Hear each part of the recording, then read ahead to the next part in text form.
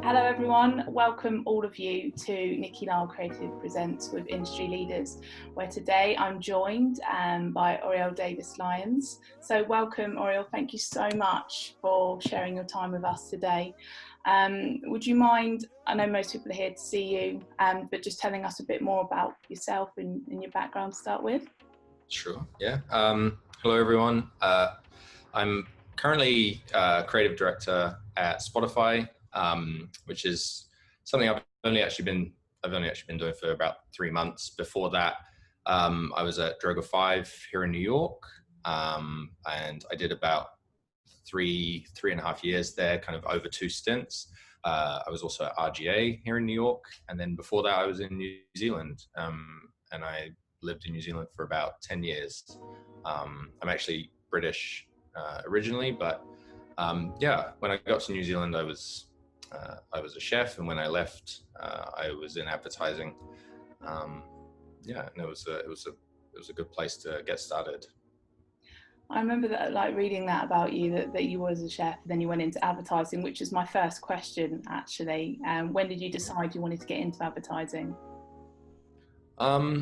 So I didn't go straight from like cooking to advertising. I was like cooking for a few years, and it was good because you can just rock up to any kitchen around the world and essentially get a job, and that's what I did, when we were in New Zealand. But I quickly realized that it's not much of a life, when all your friends are out on like Friday and Saturday night, and that's your busiest time. So I wasn't really seeing much of the country, so I decided to kind of get out of the kitchen and kind of transitioned out firstly into just like a sort of like a sales job, where I was selling ingredients to back to the kitchens, but I at least had like regular hours, 9 to 5, and I could kind of start like enjoying kind of some free time. And then while I was there, I started writing the newsletter, and the owner said, "Oh, you can write. You should think about doing this properly." And I was like, "Okay, maybe." And I decided to go back to uni in Auckland, and I originally studied journalism, so I was doing that for a couple of years. And at the time, they just had a paper on advertising that I just needed to do to kind of fill out my timetable. And I started doing that, and I found that I just enjoyed it a lot more. The kind of the freedom, I guess. That it wasn't about like removing yourself from the work that you're doing, which I think a lot of journalism felt like, your job is to just be impartial and report the facts, and the best journalists are the ones who can kind of do that without letting themselves almost like color the story. Whereas advertising was the opposite. It's like you don't have to be a great writer, you don't have to know like everything. You just have to be able to tell a convincing or compelling version of a story, and that was a lot more appealing. So I started to kind of go in that direction a bit more, and I actually found a course, like a night course, which was 2 nights a week. So I was doing that while I was studying during the day, and that was basically a brief a week for 12 weeks until you had enough work for a book. And then at the end, they put on a little show in like a room above a pub, and invited some ECDs, like local ECDs, down to come and have a look. And that's essentially how I got my first placement. Yeah. Oh wow, okay, that's really interesting, and that's how you kind of hustled your way through. And oh, by the way, guys, one thing I wanted to mention is there's going to be time for Q&A section at the end. So if anyone has any questions that they'd like to ask, we're going to allow like 10-15 minutes for that. So if you just ask those throughout the session, and then we'll get to those. So what's your opinion on the kind of the barriers that are in place at the moment that stop certain creatives like getting into the industry? Yeah, I think, I was quite fortunate in that was a pretty low barrier to entry in New Zealand. There were ad schools, which obviously cost a little more and took a bit more time, but there was that opportunity to do something which is as condensed as 12 weeks and didn't cost a lot of money. It wasn't free, but it didn't cost a lot, you know, and that was enough. And the rest you just learn on the job. And then I came to the States, and, you know, I look at a lot of books, you know, a lot of students and graduates send me books and kind of want feedback, and you realize that, and also just seeing kind of years of interns coming, and you realize they're coming from the same few places. And then when you look into those places, they're very expensive. You know, they cost, I think, like $40,000 for 2 years of study, which, you know, that's a huge barrier, I think, for a lot of people. And that's usually on top of student loans that people have already taken out to go to university. So, you know, just the pipeline, even just to get to the point where you can put a book together, a good book that a top agency will look at, is it's like an act of privilege. You know, very few people are able to do that. You know, some of the books that come out of these top schools are incredible. You know, I look at like mine, I still have it like somewhere, and it's like black and white Sharpie, you know, and very basic kind of layouts. And then I'm looking at books now, and they're kind of 2-minute case studies with like professional voiceovers, and I'm thinking, like, you know, the standard is so high. But again, that just means that even fewer people can have the resources to be able to kind of meet that standard. So I think that for me is like one of the biggest barriers, is that the idea that this industry, and here particularly in the States, I think costs so much just to get into, you know, and I get there are some industries where that is just, it just has to be that way. You know, when you think of like medicine or law, you know, you do want someone going to a top university for years, because it's life or death. But in advertising, I feel like it's one of the best things about it is that you can still come in on the strength of your ideas, and they can be presented. They could be like sentences on a page. You know, you could have a book of like 12 pieces of paper, and each one just has a sentence of your idea. And if you're talking to a good creative director, they can see the strength of the idea. They shouldn't need to see, you know, a 2-minute kind of professional case study to be convinced, you know, and then the rest you learn on the job. You know, it's like, I think of like everything I just didn't know when I started, you know, it was a bit rubbish, really, you know, and it just kind of, you just learn through hard work and how much you're willing to just put into it, and you do get that back. But right now the barrier is just, unfortunately, it's just like mainly a financial one, you know, and there are just huge numbers of people that we're not seeing, you know, like really talented people that we don't see because of that. Yeah, I wholeheartedly agree with you there. And so what do you think we can do to try and change that?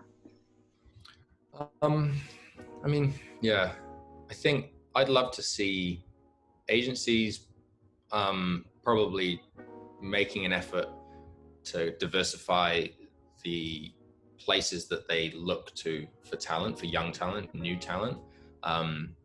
And I think that means like creating the kinds of relationships that you might have with like the top design schools and the top ad schools, creating those relationships with, you know, more like city colleges over here, or like technical colleges in the UK, you know, places where we haven't traditionally looked for talent, you know, and it's more work. I think the reason that you don't see it happening as much is because it does require more work. You know, you have to be proactive about going out to these places, and also it's you're talking to people who didn't necessarily realize that advertising was a career, you know, like I didn't even think about it until I was kind of in my mid-20s. I didn't know that it really existed as an option, you know. So it does require a little bit more investment in time and kind of guidance and mentorship. But I think like reaching out to those places where we haven't traditionally looked for talent, I think is the start, you know, and then being willing to put in the time once you do have people who are coming in from those places, being willing to put in the time to help them grow on the job. You know, I think one of the luxuries. We've kind of been spoiled, I think, in some of the agencies that I've worked at, in that you're getting these incredibly talented young people who come in with like amazing books, like incredible books, and they come in and they kind of hit the ground running, you know, and it's really amazing to see. But at the same time, you know, we have to be able to take people who aren't coming in like ready to you know, take a big brief on day one. You know, they're coming in maybe with a little less experience and a little less confidence, and we also have to be able to you know, create space for those people and give them the kind of mentorship on the job to help them grow. You know, you think of like technical professions where you do have, you know, you have an apprentice, you have someone who they're not expected to know everything on day one, and your job is actually, it's as much to teach them and bring them up to the standard that you want, you know, as it is to do your day-to-day job. And I think I'd love to see the industry kind of shift to that thinking a little bit more, that, you know, we don't have to have people who are perfect on day one, you know, and our job and our responsibility is to help them get there. Yeah, it's all about seeing like the potential and how somebody can be steered in the right direction, as you say, by like mentoring, etc. So if there are any junior creatives watching this at the moment, what advice would you give to a junior creative entering the industry? I would say reach out to people, you know, that you look up to, or that you would want to hear from, and you know, potentially get feedback from. I think we need to all be better at mentoring. You know, people who are in more kind of senior positions need to be better at just kind of reaching back and kind of helping other people, helping young people, you know, and being kind of a point of contact in the industry. And I think, you know, I do believe in the power of your book to kind of speak for itself. So I would say you should always be working on it. You know, it's very rare that a good book will go unnoticed. And I think now we have even more resources to if you feel like you have a gap in your skills, or there's something you want to, you know, improve on, like there are more resources that allow you to kind of fill that gap and learn that skill without necessarily needing to go to you know, one of these top colleges. So I would say always be working on that book and kind of perfecting it and making sure that it feels like it's authentically yours. And I think that's something I see a lot, is books where juniors will include everything they've done, you know, but I always think, like, I don't need to see everything you've done. I want to see what you want to do more of, you know. And that's something I see a lot, is like, oh, I did this poster for a career fair, so I'm including it. And I think, well, is that what you want to do? You know, is that the kind of work that you want to, you know, do in your career? So I always think, show me what you want to do more of. But yeah, I would say mainly it's like reach out to people and ask for their kind of opinions, and try to be getting feedback on your work as much as possible. You know, as hard as it is, it's always tough hearing that you might have to like tear something up and start again. But I think that is the job, you know. Yeah, definitely. I always say to creatives, whenever they come to me with their books, I say, where do you want to go? And you've almost got to see yourself as like a jigsaw puzzle piece. Where do you want to fit into?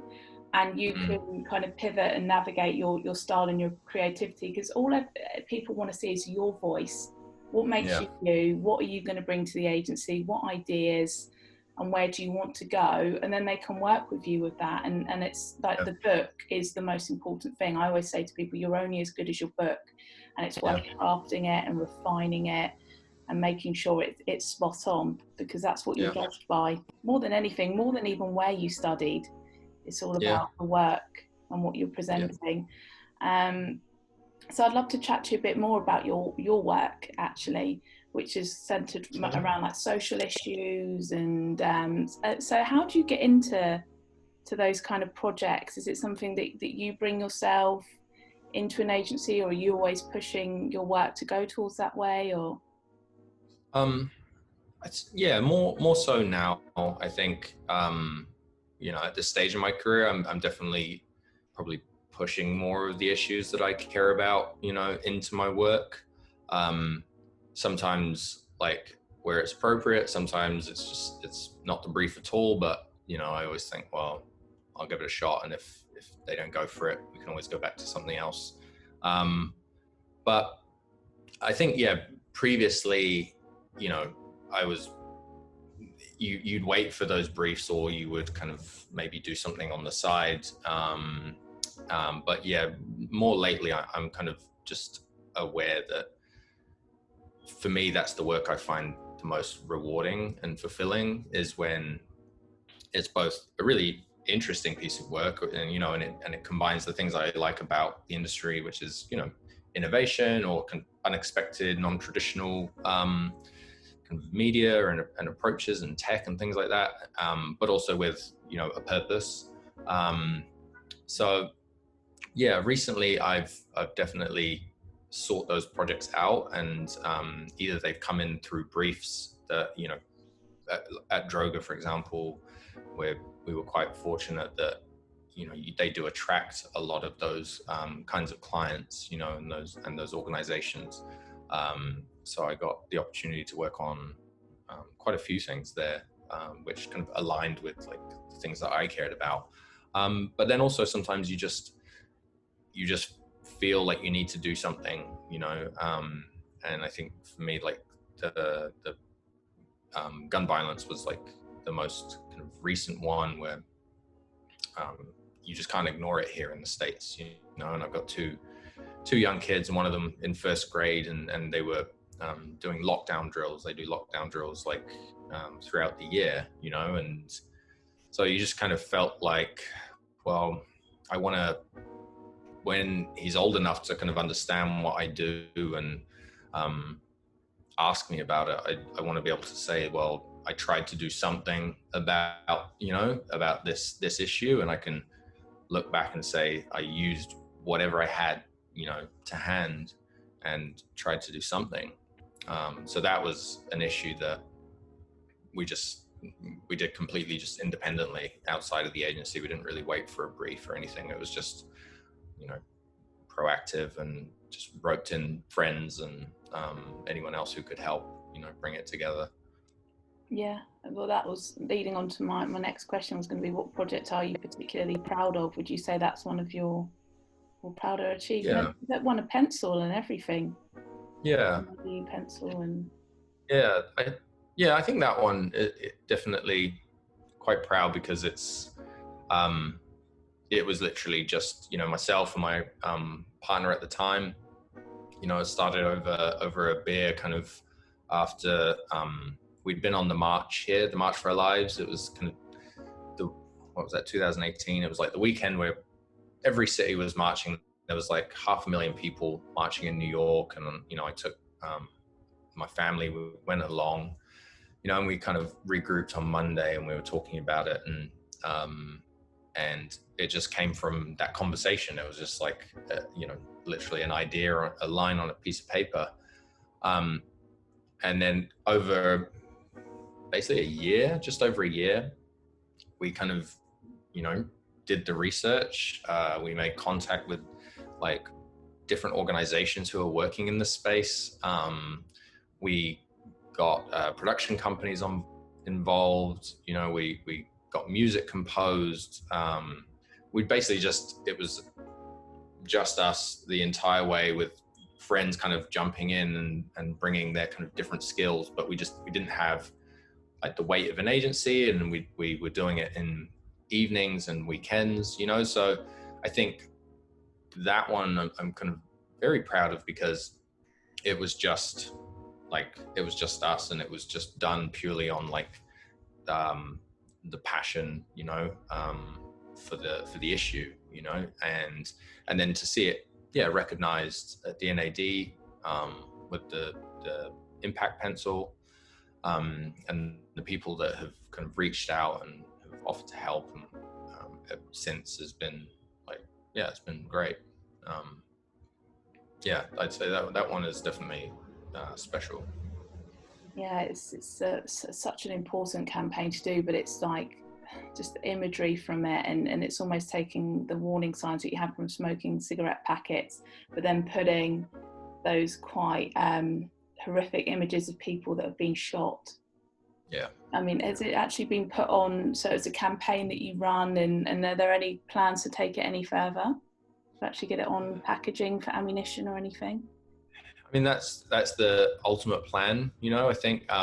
But when we started, we weren't under any illusion that that would be something that we would see happen in like, 2 years time. It's not like we could turn up at Cannes this year and be like, and we did it, here the labels are everywhere. I mean, you look at like legislation here in the States, they haven't passed any like meaningful gun violence prevention legislation for years, I think for over 10 years maybe. So we weren't really under any illusion that this is something that would happen, in the near future. But it was about when we looked at some of the solutions that were on the table and that were being discussed, they all involved like restriction, like restricting people's access to guns, regulation, like regulating the type of guns that were on sale. And there was like 29 different ideas, which were all versions of kind of the same thing. And there was nothing really that was like looking at how do you change behavior within the gun owning community. How do you create like a behavioral change from like the inside rather than imposing change from the outside. And a lot of those changes, I think that they were talking about and still are unnecessary, because it's like it is an emergency. I think before we had a pandemic, we had a gun violence epidemic here, and we still do. But there was nothing which was aiming to kind of change the mindset of the people who actually own the guns. So we kind of looked at that angle, and yeah, I think the plan is really to keep working on it. It's kind of a project that we won't really stop working on. It's definitely had to take a little bit of a backseat with everything that's happening at the beginning of this year and still ongoing. But it's something that will definitely be picking up, and we have people who are, I think what the DNAD actually Win did was connect us to some people who work in like kind of more political and policy-based roles, who can actually help us take the next step and write essentially what is the legislation that we would need and who would be the person who needs to sign it off. So that's kind of the next step, really. But yeah, I'm hoping if it's in like 25 years, 30 years, maybe this is if it happens, you can kind of point to this, little campaign and be like, oh, that's where it kind of started. Definitely. I know with DNAD, if you win like pencils, they always try and connect you with the right people in the industry that can take it forward. So have you ever made any creative mistakes? And if so, how did you overcome them? Is there one that sticks out in your mind at the moment that was a big one, or? Yeah, I mean, most of your job is kind of making mistakes, right? And trying to learn from them. I'm trying to think of like, the ones that stick out. Yeah, can't think of one which like sticks out in terms of when you think of like a creative mistake in advertising. Usually you only realize it's a mistake once it goes public, and the public tells you. And I mean, touch wood, I've kind of been like lucky, that whether or not like things have been like divisive, I think that's fine, and I've certainly had that. where, you know, you go on and you check the comments after something goes live, and you're like, you wish you never did. And I've just definitely had that. I haven't had that kind of thing where it goes live and then the whole world is like, what were they thinking? And you're like looking around the room going, what, didn't anyone see this? You know, I've been kind of fortunate to maybe avoid some of that so far. But no, making mistakes is I think part of the job, you know. Getting it wrong, I think, like, I wish we'd probably have more time to get it wrong, you know. I think right now what I found is like the timelines that we have are so compressed that you don't feel like you have the space to make a mistake and learn from it. You know, there's this expectation that you know, first round kind of needs to be right, and then second round is just essentially refining on the first round. Whereas I think it probably would be nicer to have like first round, let's see like everything, and go back to the drawing board if we need to on some stuff, and then come back with new stuff again, you know. But that feels like maybe more of a luxury now, you know. The luxury to kind of make a mistake isn't one that many people have, I think. Yeah, true. And it's probably in like larger agencies, probably all these systems in place as well that stop things. Some of the main mistakes that have come up in the industry leaders series have been like typos. That's like the number one thing. Someone's done a print run to like 250,000 or something, and they spelt like sugar babes the wrong way or something like that. That's some of the things that have come up. But it's good that you haven't had any of those. I had one of those. I did have one of those. Yeah. I think it was like my first big campaign in New Zealand, and it was a massive billboard, and it was like, you know, over Auckland's like busiest motorway, and we were kind of, I think we were just looking at it. Someone sent a picture of it, you know, like, oh, it's live, like, you know, well done everyone. And then someone just kind of looked over while we were all looking. I was like, oh, there should be an apostrophe there. And and it was like, shit. And then what did you do? Did you just like try and paint one on, or did you just leave it there, just be like, ah? Yeah, it was too late, you know. So but those are good. Like those you need those, I think, to kind of, it makes you check, you know. I had another one actually, not in advertising, same thing. My spelling is not great, like, you know, but this one I used to have like a part-time kind of job, editing the front page of Yahoo News in New Zealand. And it was a weird gig. It was like weekends. Basically no one wanted to come in on the weekend, so they just hired like part-timers. So I was basically in charge of all the news that New Zealand saw on Yahoo. And, you know, and it was kind of a lot of responsibility. And sometimes it was fun because I could essentially write articles and as like opinion posts and put them like front page. Oh my God. Which I did. But I also like made like, you know, put typos on the front page and stuff. And you'd see like the comments, like 1,000 comments telling you that you've, put a comma in the wrong place or something. And, you learn the rules of like grammar pretty quickly. I'm dyslexic myself, and most of the time I check everything, it's okay, but every now and then I'll make a mistake. So where do you go for inspiration and to kind of work through ideas and stuff when you get a brief?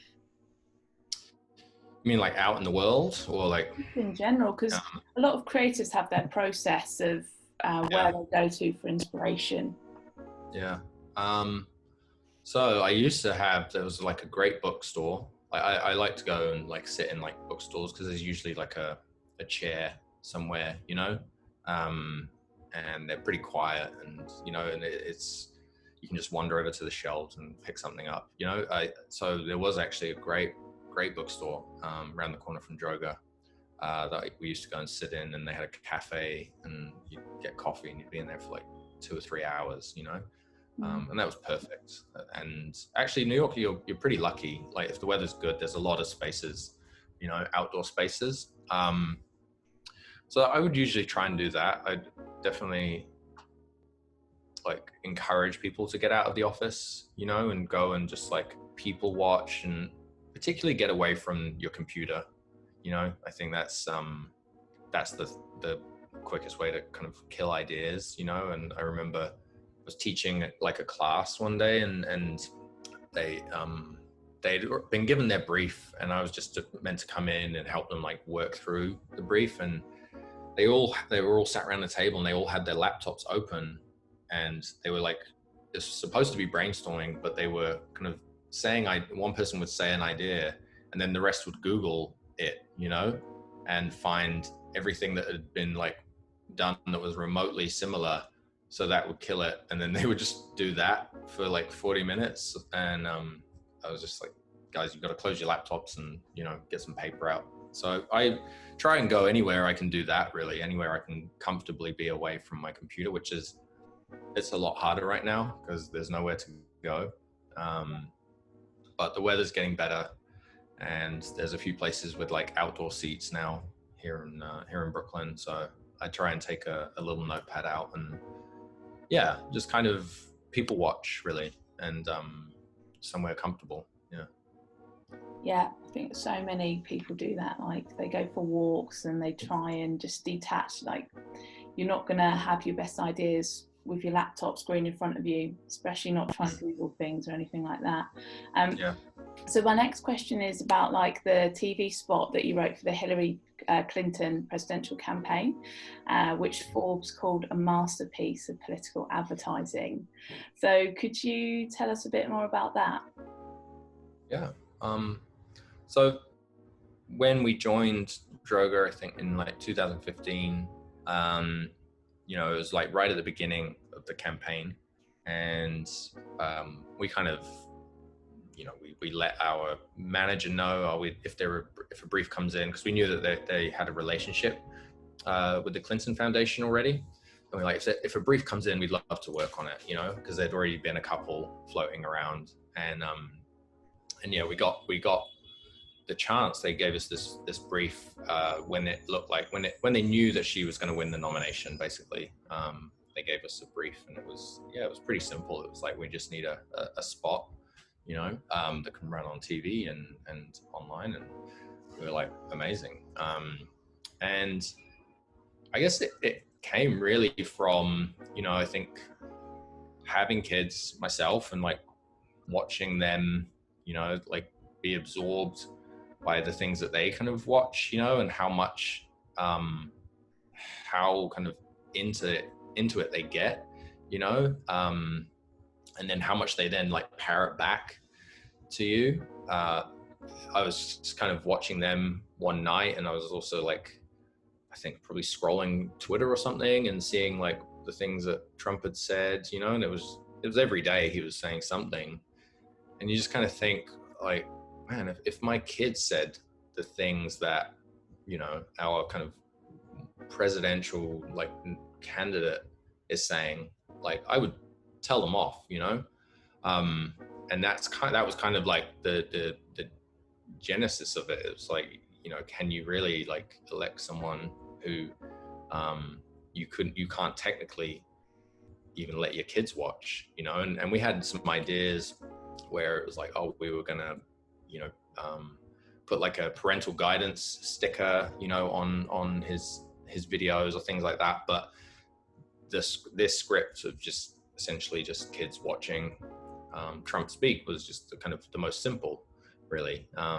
And then it was actually really just pieced together over like essentially a weekend from a lot of stock footage, and we went out and kind of filmed some as well, you know, but we had all the audio. I mean, it was just, you know, it's crazy to think that he wasn't even president then, and we had like a library of stuff that we could have used, you know, and it's like you could make that ad like 30 times over with everything he said since. But yeah, it was, I guess there was something kind of simple in, you know, when you have the words that he's saying and you realize that kids will just sit there and they will absorb all that, you know, and they will take it all on in a way that adults, some do and some don't, but they don't have the ability to kind of to analyze it, and to them it's on the screen. It must be true. So yeah, we put it together, and then and it was almost finished, and then Hillary gave her speech, her acceptance speech, and by that time, like, they bought in the idea, and so I think they basically kind of wrote the speech knowing that this was the spot, so that she would kind of make a nod to like leading by example and the next generation and all that stuff. And then when we had that, we kind of put it in at the end, and that was kind of it. And then it went out, and it got a lot of attention at the time, but it's probably the most bittersweet piece of work I've done, because it's like, it didn't work. So it's hard to sometimes watch it back. Yeah, of course, definitely. And what effect has Trump had on like advertising and the industry over there? Yeah, I'd say a lot. I think it's been a really tricky time, particularly I think for creatives who you're usually, a lot of the creators I know anyway are pretty dialed into like what's going on. You have to be aware of like culture, and you have to try and reflect that in your work.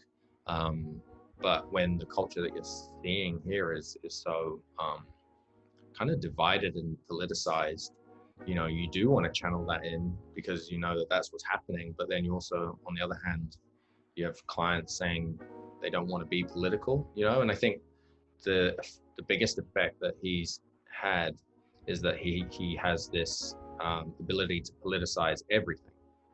The things that we just wouldn't think would be political are now like you're making a statement by, for example, wearing a mask. So it means that when you're concepting and when you're presenting work, there are these things which are just kind of like everyday things which are now suddenly like political acts. And you have I had a lot of clients when I was on the agency side kind of say, oh, this might be seen as a bit too political, or this is, we don't want to really get into that. And I think that was the biggest effect I'd seen, that a lot of brands just didn't want to be seen to take a side. Some brands went out and they were like, this is the side we're on, and that's great. But a lot of them were kind of very hesitant to be seen to take a side, because everything was kind of divisive. And I think that may have changed a little bit now in kind of the last few weeks, with what's happening with like Black Lives Matter. I think you're seeing that this is one thing that a lot of brands have to take a side on. It's not something you can kind of sit out and watch from the sidelines, because I think people will probably remember that more than if you did come out and support. Well, what's happening in the States at the moment in regards to Black Lives Matter? Because I've just seen my own experience of how London in the UK is handling it. What about what's happening in the States right now? Well, I mean, there are marches. There are thousands of people are still demonstrating, like every day, actually. There were huge marches here in New York on July 4th. There are also a lot of conversations happening which just haven't been had before, and particularly in the ad industry. I think a lot of Black employees, people who worked in the industry for a long time, are finally feeling like they can kind of talk openly about their experience, and their experiences. And I think there's this kind of, from Black people, there's a collective like unburdening, and saying that here is what it's been like, basically, here is what I've had to kind of navigate in my career.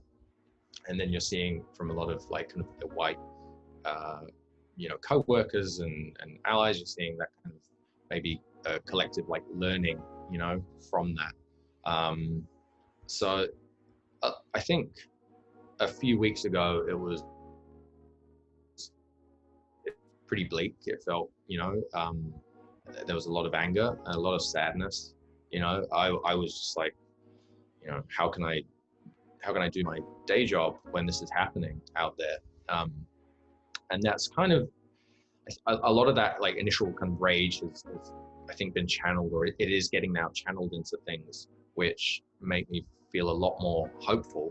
And you're seeing like organizations led by like young people who are really out there, being like vocal about kind of what they want from essentially a new world. What does a world without systemic racism look like? And they are out there kind of starting to kind of shape it, in the minds of the rest of us, and so that's like given me a lot of hope in that there are a lot of conversations which are starting to kind of almost like connect the dots, and show what might be possible, but again, it's very tense, here at the moment, because at the same time you have the president who is kind of in vocal opposition to the Black Lives Matter movement, so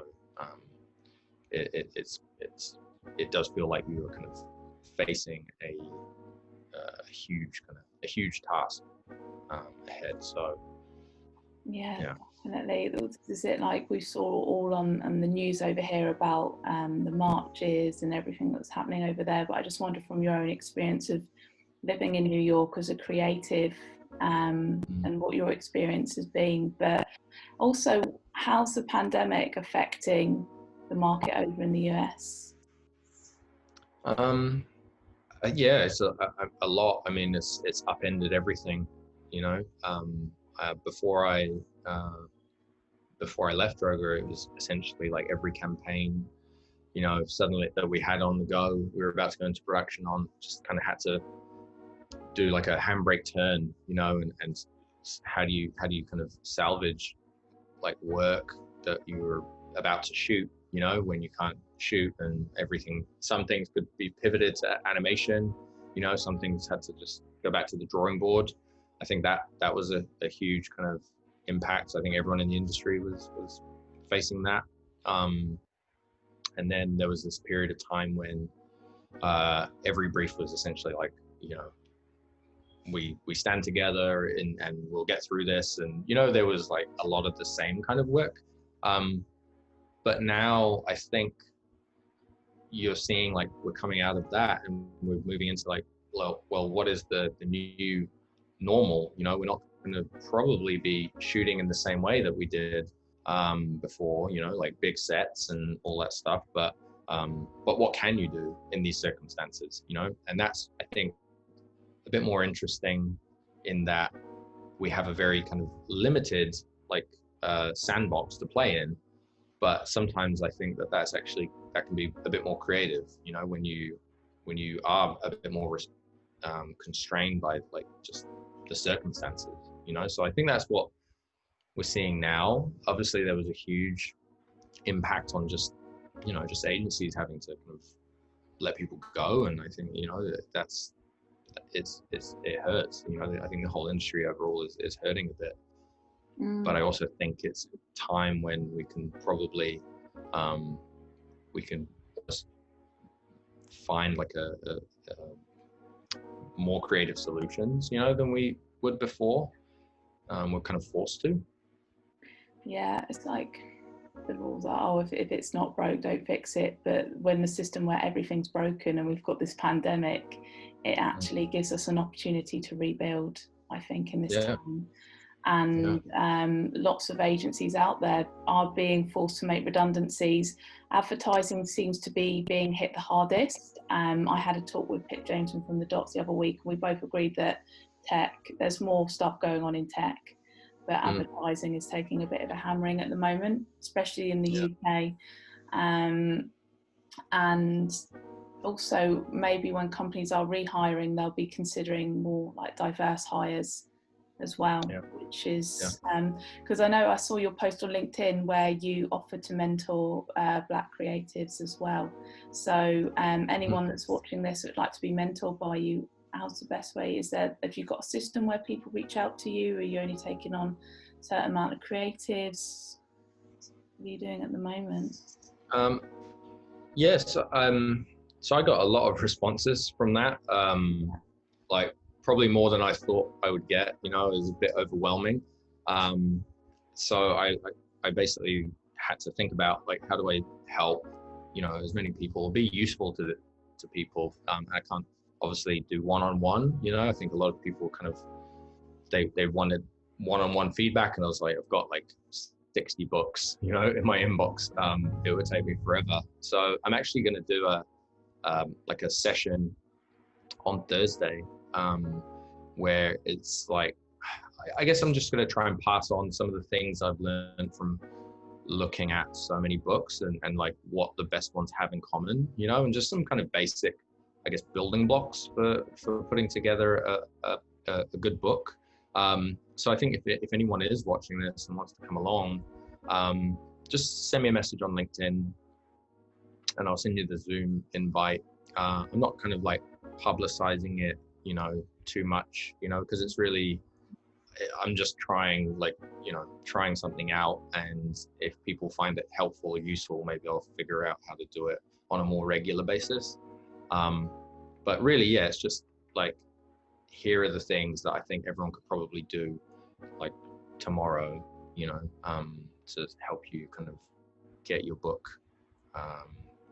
Just looking a little bit more like competitive, and it doesn't cost anything really.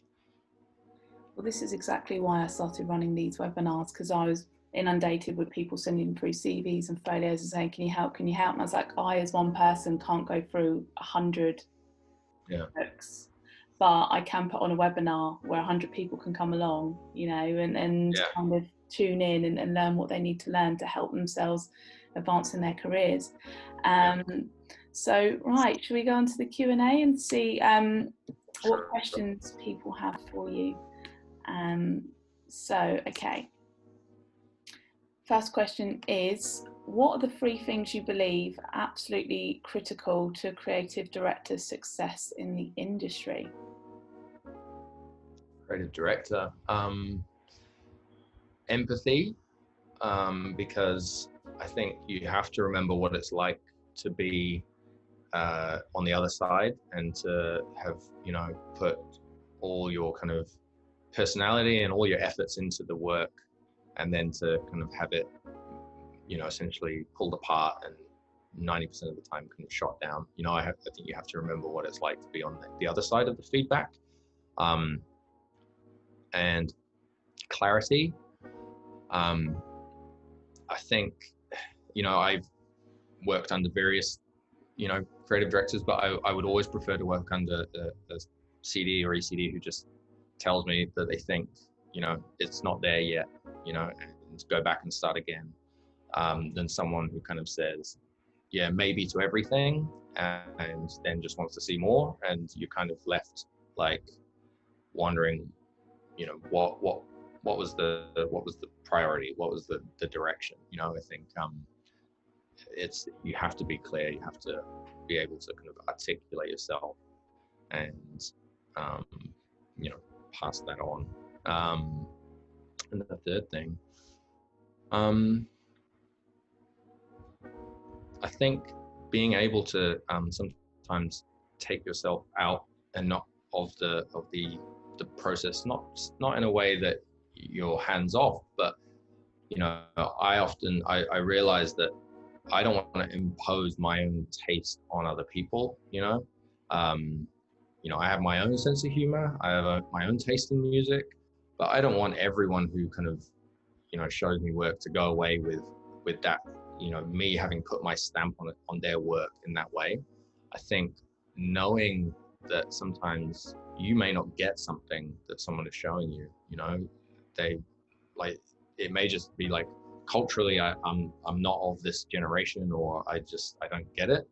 But if you trust the teams, that they're there for a reason, they're obviously good enough to be where you are, so trust that their references make sense, to them and to the people who, if it's on brief, then great, you know. So I think that's something I'm aware I try not to do, is to kind of put my own personal stamp on everyone's work. It's about kind of recognizing like what makes their work unique to them, and like let me, like, if it needs to be kind of put more on track and answer the brief a little more tightly, let me do that, but let me not kind of judge everything by my own personal taste. Yeah. Okay. And so next question is what's your advice for switching from agency to client side, and what's the biggest change you had to adapt to?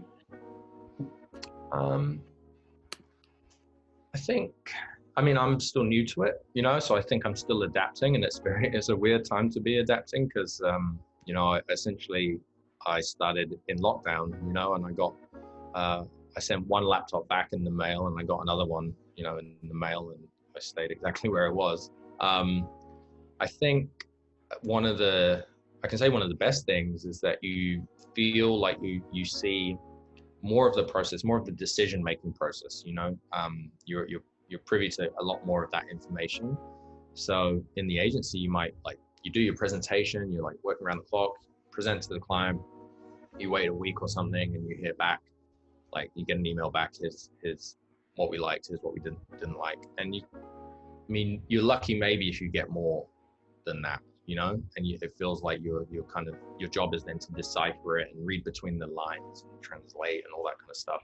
And I feel like here you're part of that decision-making process, you know, it doesn't happen necessarily behind closed doors. So that's a big, I think a big change, which I can see.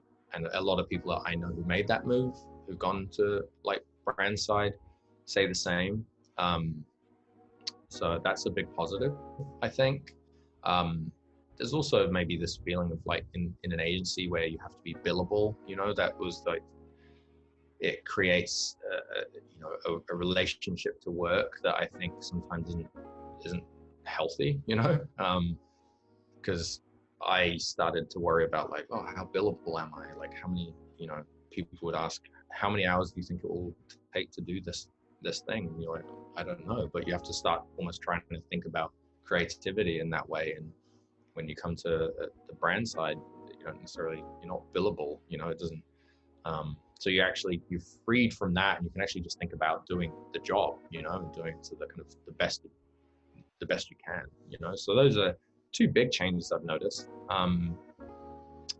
Yeah, and I mean, advice, I think, like, think about the brand that you want to work on all day, every day, you know, because that is the biggest thing, right? Is like one of the things I loved about being on the agency side is that, you know, just when you're probably getting bored of a client, you can switch and you can do something completely different, you know. And obviously that is not the case necessarily if you're on the brand side. So if you have a brand in mind that you could imagine yourself working on all day, every day, I'd say just make that your priority. Find out what it takes to get in there. You know, for me, Spotify was the brand, you know, it was the one I, you know, would think about all the time when I thought it's the only one I could think about making the move for, you know. So I felt very fortunate, you know,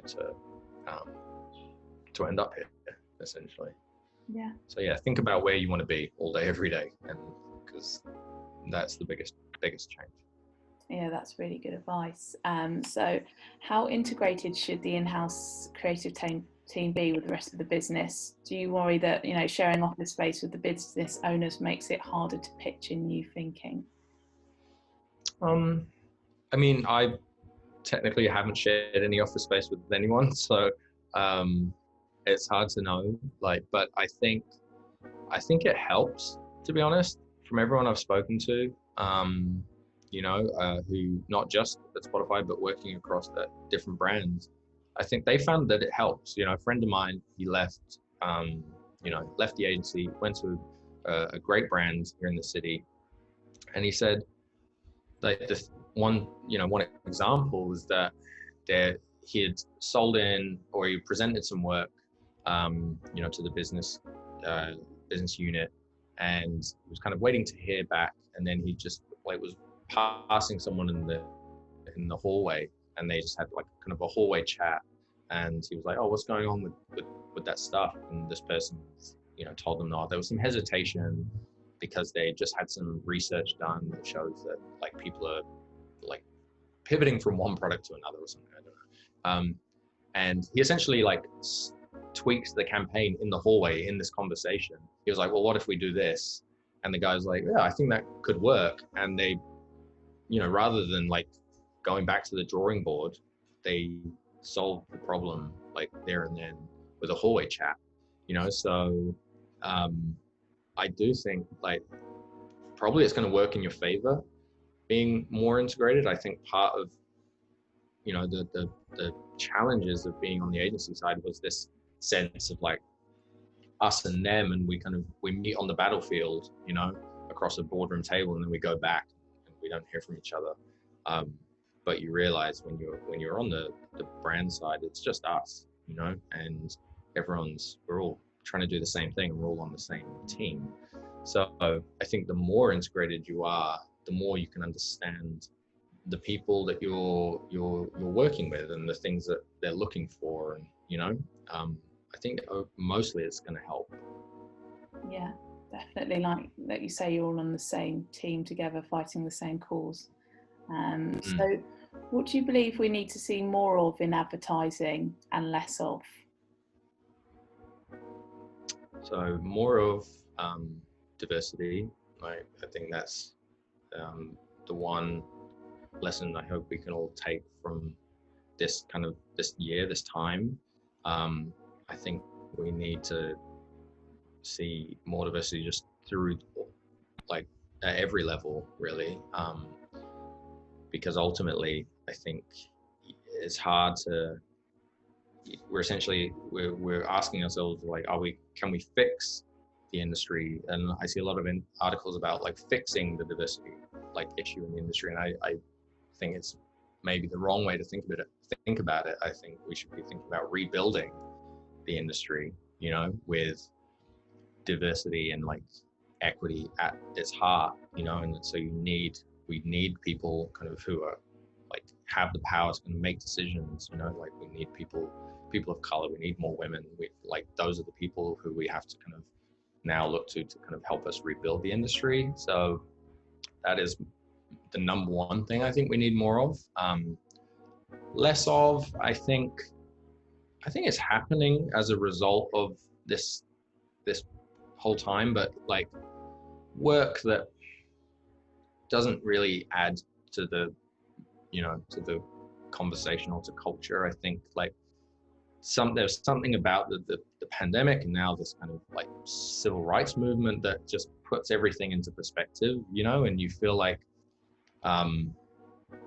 you have to be adding something to this moment, because if you're just trying to kind of do business as usual, it's seen for what it is. It seems kind of small and insignificant, I think, and that's hopefully what we carry forward, is that because we should be talking about the response that the industry had to the pandemic is the response that we should have to climate change. Like everything that we do should be put through this lens of like we're all facing this huge kind of global challenges, so our work should kind of reflect that.